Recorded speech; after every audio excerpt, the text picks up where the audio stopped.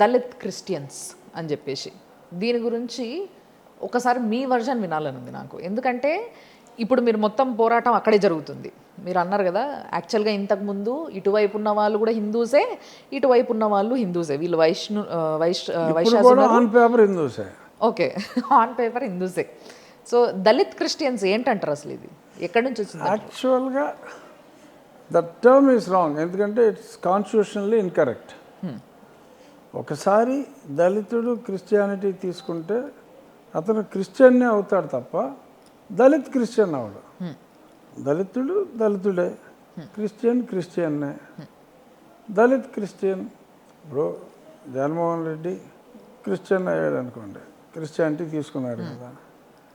So అయితే జగన్మోహన్ రెడ్డి రెడ్రా అంటారు, Jaganmohan Reddy Christian అంటారు. రెడ్డి క్రిస్టియన్, కమ్మ క్రిస్టియన్ ఇవి ఉండవు. కమ్మర్లో మతం మారున్నారు, రాజుల్లో రకరకాల కాస్ట్లో ఉన్నారు. వాళ్ళు అయితే ఈ కులంతో పిలుస్తారు, లేదంటే అది క్రిస్టియన్ రా, మతం గురించి వచ్చినప్పుడు క్రిస్టియన్ రా అంటారు. కానీ దళిత్ క్రిస్టియన్ అని ఆ కాన్సెప్ట్ రాంగ్. రాజ్యాంగంలో ఎప్పుడైతే రిజర్వేషన్స్ ఇచ్చారో, అది సనాతన ధర్మం కావచ్చు, మనుధర్మం కావచ్చు, ఈ కుల వ్యవస్థ అనేదాన్ని ఆ రోజుల్లో ఎవడు చేసే పని, ప్రతి పనికి మనుషులు ఉండాలి కాబట్టి అన్ని పనులు చేసేవాళ్ళు కలిసి ఉంటేనే సమాజం మనగలుగుతుందని ఆ రోజుల్లో ఒక సిద్ధాంతం. ఓకే, పండించేవాడు ఒకడు ఉండాలి, ఆ పంటను ప్రజల దగ్గరికి చేర్చి అమ్మేవాడు ఒకడు ఉండాలి, ఒక ట్రేడర్ ఉండాలి. సో వేరే క్రాఫ్ట్ వైజు ఈ కులాలని ఆ వ్యవస్థ వచ్చింది. ఆ వ్యవస్థ వచ్చిన తర్వాత ఓకే, సబ్సిక్వెంట్గా ఇనీషియల్గా ఎటువంటి వివక్ష లేకపోయినా సబ్సిక్వెంట్గా ఒక 500-600 సంవత్సరాల క్రితం కొంత వివక్ష వచ్చింది అనేది మనం చరిత్రలో కూడా చదువుకున్నాం. సో అలాగా అందులో వచ్చిన కొన్ని కులాలు ఇంకా బాగా వెనకబడి ఉన్నాయి. వాళ్ళు జనజీవన స్రవంతిలో పైకి రావాలి అంటే ఓకే, మనం ఇండిపెండెన్స్ వచ్చినప్పుడు రిజర్వేషన్ అనే సిస్టమ్ని పెట్టారు. ఏంటి, మనుధర్మం ప్రకారమో సనాతన ధర్మం ప్రకారమో ఎవరైతే అణిచివేయబడ్డారని చెప్పి భావిస్తున్నారో ఆ అణిచివేయబడ్డ కులాలని ఒక షెడ్యూల్ చేసి ఆ కులాలని ఈ షెడ్యూల్లో ఉన్న ఈ కులాలకి ఒక 59 కులాలు ఆంధ్రాలో, అలా ఒక్కో స్టేట్లో ఒక్కొక్క పేరుతో ఉన్నాయి కులాలు. సో ఈచ్ స్టేట్లో ఏ కులాలు ఈ షెడ్యూల్లో వస్తాయనేది పొందుపరిచారు. అందులో ఆంధ్రాలో 59 కులాలు. సో అలాగా పొందుపరిచిన కులాల వారు హిందూ ధర్మంలోనే ఈ మనుధర్మం ప్రకారం ఈ వ్యత్యాసాలు వచ్చినాయి కాబట్టి పెట్టారు.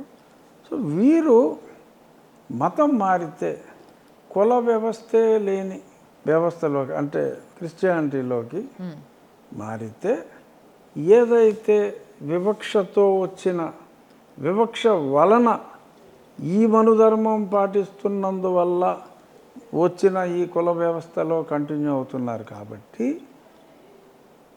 వారికి రిజర్వేషన్లు ఇచ్చాం. ఈ మతంలోకి వెళ్ళిపోతే ఇది వర్తించదు అని రిజర్వేషన్ ఏ రోజైతే ఇచ్చారో సబ్సిక్వెంట్గా తూచల్లా ఆ రోజే ఇది కూడా చెప్పారు. సో సెలెక్టివ్గా మాకు అది కావాలి ఇది కావాలంటున్నారు. సో రాజ్యాంగం అమెండ్ చేయాలి.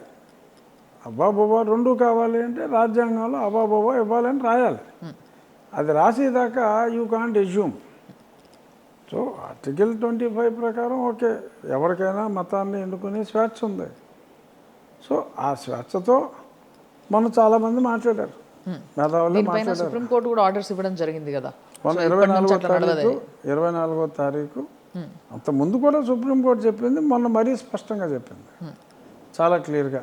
ఎవరో అప్పీల్కి వెళ్తే చెప్పారు. దాన్ని పూర్తిగా విశదీకరించి సుప్రీంకోర్టు చెప్పడం జరిగింది. ఏదైతే కాన్స్టిట్యూషన్లో సేమ్ అదే అంబేద్కర్ గారు హెడ్గా ఉన్న కాన్స్టిట్యూషన్లోనే దీని గురించి కూడా చాలా స్పష్టంగా మెన్షన్ చేయడం జరిగింది. సో కాబట్టి ఫాలో అయితే మొత్తం ఫాలో అవ్వాలి. అంతేగాని నాకు నచ్చిన అంశం నేను ఫాలో అవుతాను, ఆ అంశం అంబేద్కర్ గారు చెప్పారు కాబట్టి అంబేద్కర్ గారు మహానుభావుడు అని అంటాం. ఇది మరి ఇది కూడా మరి ఆయనే చెప్పారు. సో సగం రాజ్యాంగాన్ని నువ్వు పాటించవు అంటే అంబేద్కర్ గారు రాసిన రాజ్యాంగానికి ఒక పక్క నువ్వు గౌరవించవు అంటూనే ఇంకో పక్క దానికి గౌరవం అంటాం. ఇక్కడ ఇంకొక అంశం ఏంటంటే అంబేద్కర్ గారు అసలు క్రిస్టియన్నే కాదు. He opted for Buddhism. ఆయన క్రిస్టియన్ కాదు.